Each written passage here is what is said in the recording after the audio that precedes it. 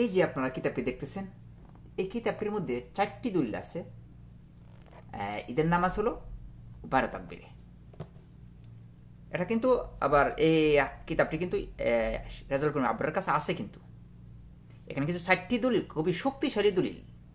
ঈদের নামাজ 12 তাকবীরে, নবী মুহাম্মদ সাল্লাল্লাহু আলাইহি ওয়াসাল্লাম তার সাহাবারা ঈদের নামাজ 12 তাকবীর আদায় করেছেন। প্রথমে আমি রাসূল থেকে কয়েকটি দলিল দিই, তারপর এই যে কিতাবুল ওম আছে এই কিতাবটিকে প্রায় 60টি দলিল আপনাদের সামনে উপস্থাপন ইনশাআল্লাহ করব।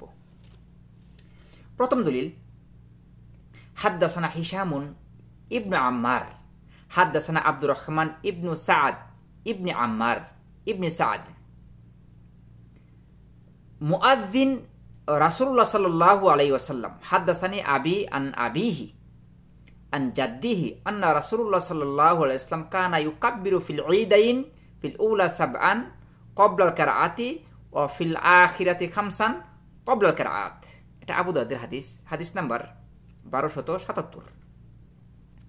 এখানে সাদ বিন আজিব রাদিয়াল্লাহু আনহু বর্ণিত যে হাদিসটি, রাসূলুল্লাহ সাল্লাল্লাহু আলাইহি ওয়াসাল্লাম 2 ঈদের সালাতে প্রথম রাকাতে কোরআন পাঠের পূর্বে 7 তাকবীর এবং দ্বিতীয় রাকাতে কোরআন পাঠের পূর্বে 5 তাকবীরের মাধ্যমে ঈদের নামাজ আদায় করেছেন। এটা 1 নম্বর দলিল, এটা আবু দাউদের মধ্যে। এই হাদিস থেকে স্পষ্ট প্রমাণ বহন করে নবী মুহাম্মদ সাল্লাল্লাহু আলাইহি ওয়াসাল্লাম ঈদের নামাজ 12 তাকবীর আদায় করেছেন। আরেকটি দলিল দিয়ে আপনাদেরকে, 2 ঈদের সালাতে ইমাম কত তাকবীরে আদায় করবেন একটা অধ্যায় রচনা করেছেন ইমাম আবু দাউদ। তিনি বলেছেন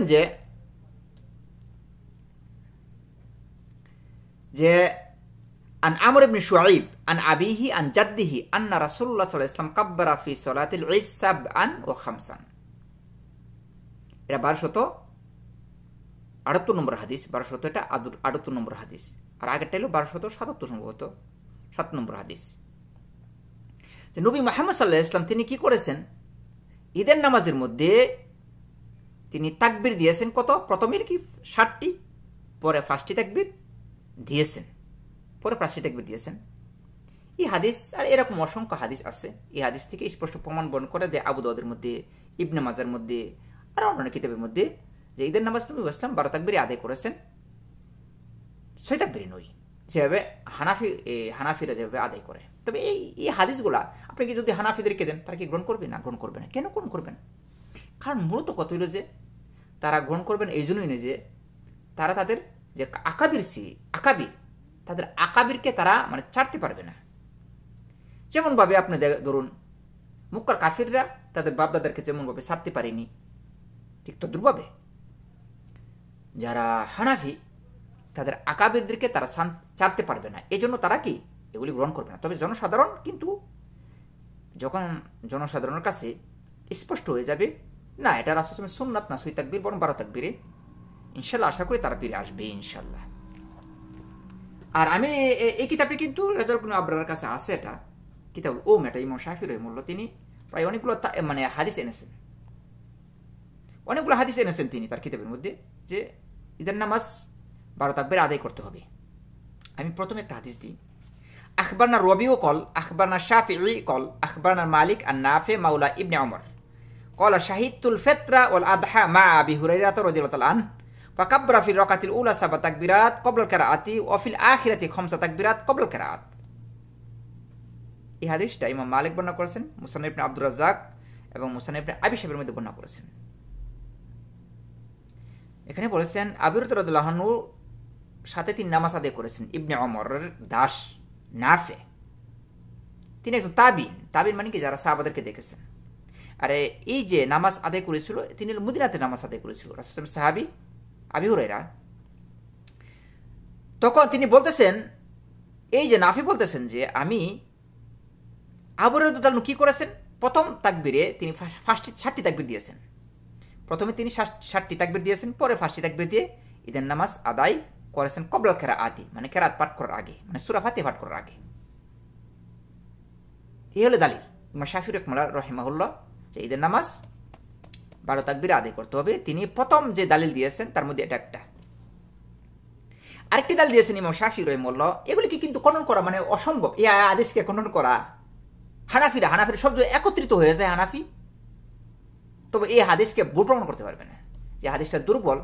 এটা হানাফিদের সমস্ত হানাফিরা যদি মানে থন্ন থন্ন থন্ন থন্ন করে যদি তারা খুঁজে এই হাদিসে যে রাবি এত শক্তিশালী, এটা ভুল প্রমাণ করতে পারবে না। আচ্ছা, আরেকটি দলিল দিই।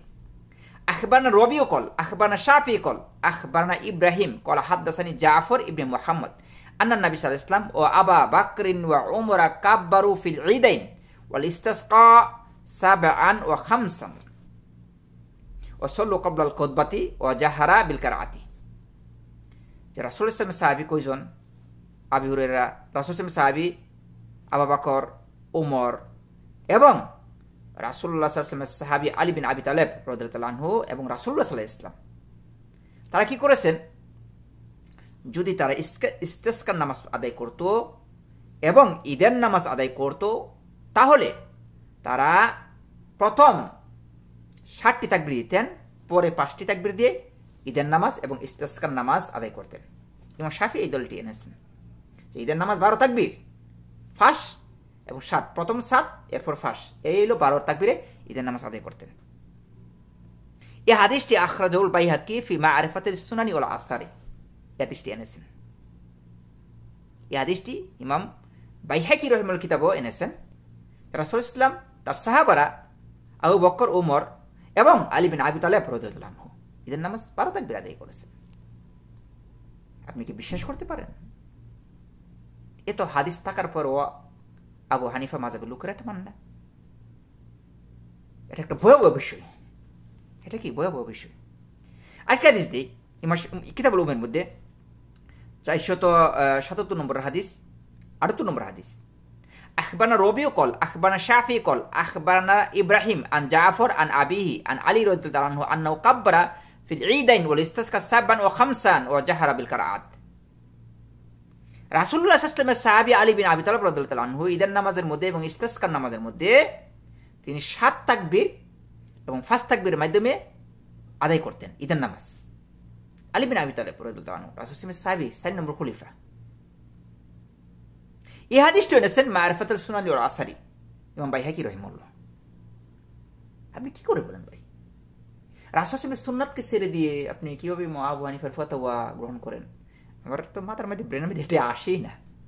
রাসূল সাল্লাল্লাহু আলাইহি ওয়াসাল্লামের সাহাবী, বড় বড় সাহাবীরা, আপনি বলতে পারেন যে জাফর ইবনে মুহাম্মদ, উনি তো মানে আলী বিন আবি তালেব রাদিয়াল্লাহু আনহুর সাথে সাক্ষাৎ হয়নি। শুধু সাক্ষাৎ না হয় তাহলে আপনাদের দৃষ্টিতে এটা সহিহ, হানাফিদের দৃষ্টিতে এটা সহিহ হাদিস।